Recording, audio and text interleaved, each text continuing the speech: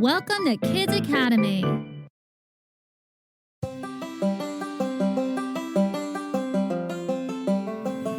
Hello. Let's get started on the lesson. There are 50 states in the United States of America. If you look at the American flag, you will see 50 stars, one for each state. But many years ago, there were only 13 stars. These stars represented the original 13 American colonies: New Hampshire, Massachusetts Bay, Rhode Island, Connecticut, New York, Pennsylvania, New Jersey, Delaware, Maryland, Virginia, North Carolina, South Carolina, and Georgia. Back in the early 1600s, English settlers came to America seeking independence from British rulers. They founded Virginia, the first American colony, in 1607. Settlers from many different nations, such as Sweden and France, continued to form colonies for many years. The 13th colony, Georgia, was founded in 1732. American colonies were divided into 3 regions: the New England colonies, the Middle colonies, and the Southern colonies. Each region had a different way of life.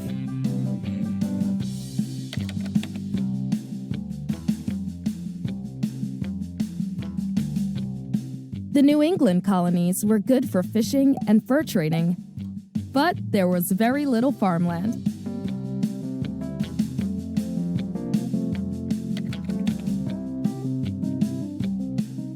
The Middle colonies were better for growing crops and raising farm animals.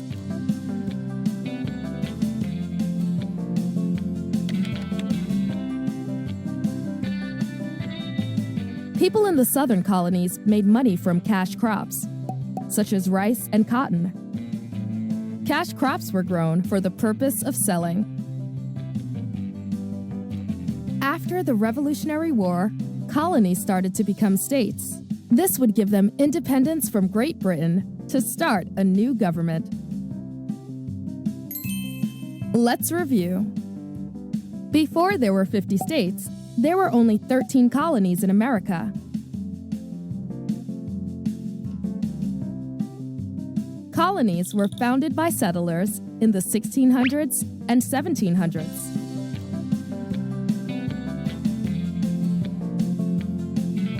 American colonies were divided into 3 regions: New England, Middle, and Southern. Each region had a different way of life.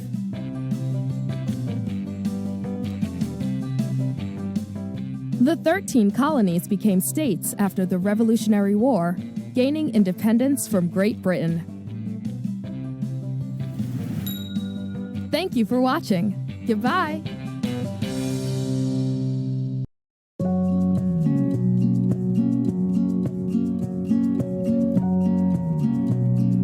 After the British took over New Netherland, not much changed. After all, the English and the Dutch were already living in the same villages before the takeover. Colonial life continued until the American Revolution began in 1776. What was life like in the 13 colonies? Well, each colony was a little different because colonists came from different countries and for different reasons. New York was strongly influenced by the Dutch. The colonists, children and adults, wore loose-fitting clothes and wooden shoes. Women wore white caps and men wore black hats with a large curled feather. Their clothing was colorful, especially compared to the soft, somber colors worn by the neighboring Puritans and Quakers. The Dutch lived in tall, narrow, steep-roofed houses built of brick and wood. Nearly every door had a brass knocker shaped like the head of a lion or a dog. The doors of the homes were divided into two halves.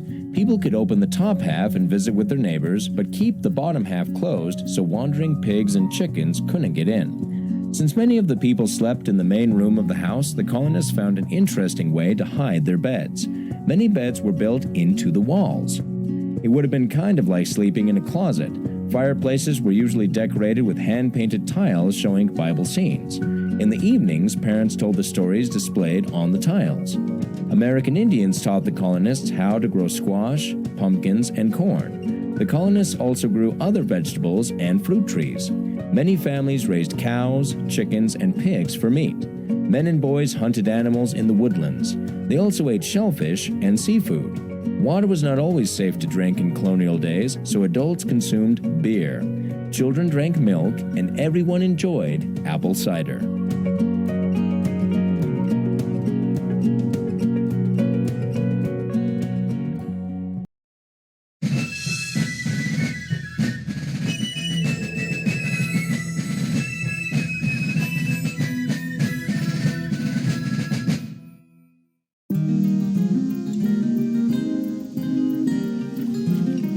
Colonial Williamsburg's junior interpreters know all about growing up in the past.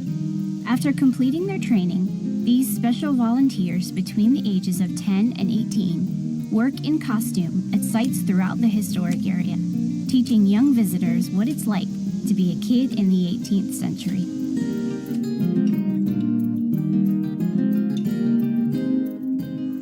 Well, they were all homeschooled because they didn't have public schools for children from little to what would now be 12th grade. So if your parents were uneducated, you were likely to become uneducated too. Well, for your kids, the Gentry classes would usually learn by maybe a private school teacher or maybe by their mother or father. Then the poorer kids, the lower class, would usually not learn. Or if they had time, then they would learn by the mother and father. For a slave, learning was kind of an on-job learning. You were taught to do a specific job when you were old enough to do the job.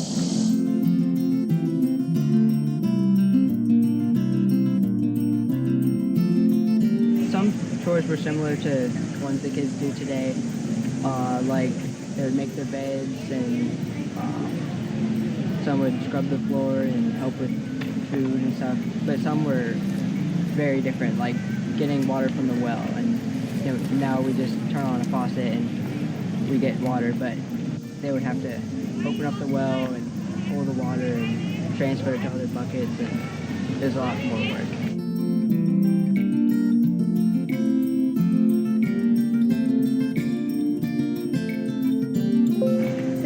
James Getty House, he was a silversmith, so his sons and daughters would probably be polishing silver, sweeping, keeping the shop tidy. Well, if they were lucky, they'd be doing sewing. If they weren't, they'd be out in the fields. They might also be helping with their mother in the kitchen, or the slave that they had in the kitchen. And helping their mother and cooking if they were a woman, and helping their father and learning an apprenticeship if they were a male.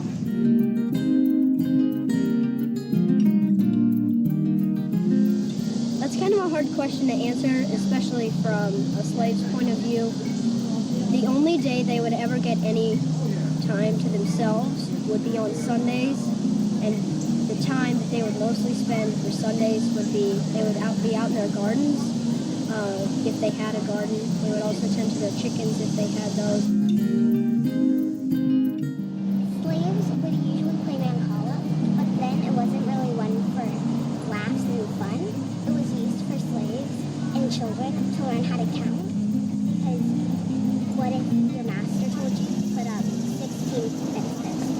Then you'd know what 16 is.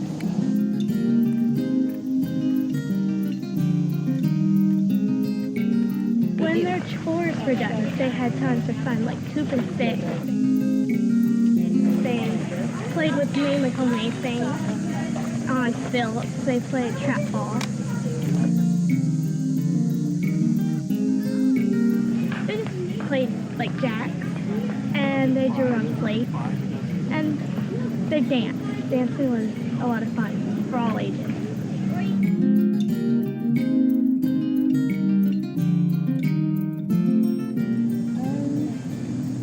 Probably today. I like the things we have now. AC, running water. I'd be a kid today, probably, because that way I could get a proper education.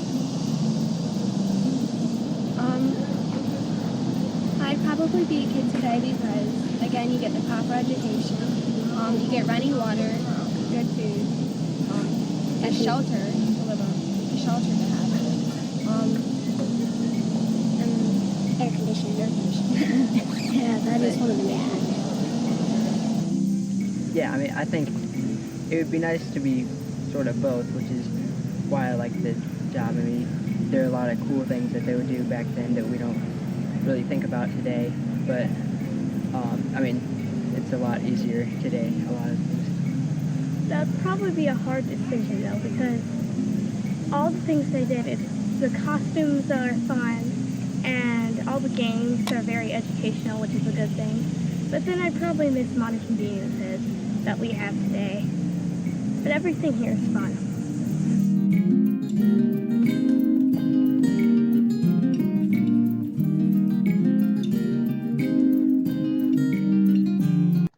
Great job watching the video, guys. So we worked on 13 American colonies, colonial life in New York, and what life would have been like if you guys were alive in the 18th century. I hope you noticed my little windows popping up during those videos for you to stop and think and identify the questions.